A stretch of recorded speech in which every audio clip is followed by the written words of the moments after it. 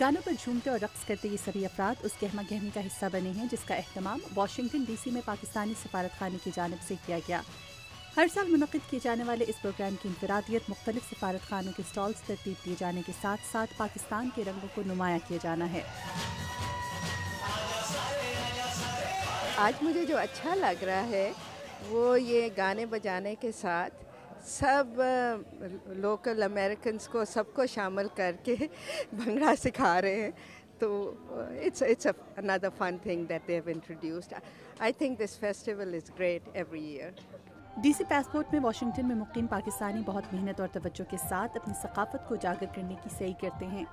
یہاں پر نت نئے فیشن اور ڈیزائن کے پاکستانی ملبوسات رکھے جانے کے ساتھ ساتھ پاکستانی زیورات بھی پاکستانی اور غیر ملکی خواتین کے مرکز نگاہ بنتے ہیں۔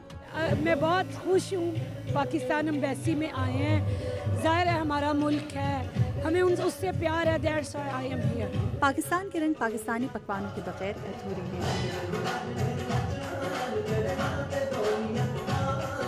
مہندی اور چوڑیوں کا رواج پاکستان کی قدیم روایت ہے جسے پاکستانی خواتین نے بیرون ملک میں بھی نہ صرف برقرار رکھا ہے بلکہ اسے اہل مغرب میں بھی فروغ دے رہی ہیں۔ یہی وجہ ہے کہ ڈی سی پاسپورٹ میں شرکت کرنے والی بہت سی غیر ملکی خواتین مہندی اور چوڑیوں کے سٹالز میں خاصی دلچسپی لیتی دکھائی دیں۔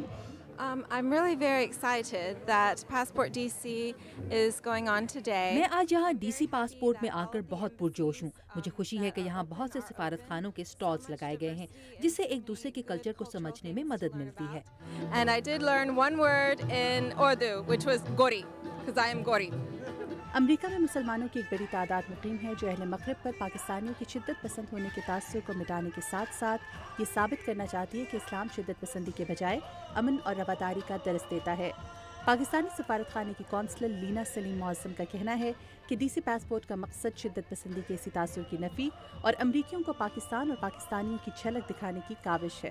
جی، یہ ہمارا ایمبیسی کا وینچر ہے، لیکن we do it with passports D C, اور تقریباً پورے دن میں 10 بجے سے لے کے جو کہ لوگ 9:30 بجے آ چکے تھے، کیونکہ میں I am the officer at the embassy was here to receive them, اور تقریباً 6,500 لوگ سے 12,000 لوگ پورا دن گننا پڑتا ہے نا، صبح سے لے کے شام 4-5 بجے تک۔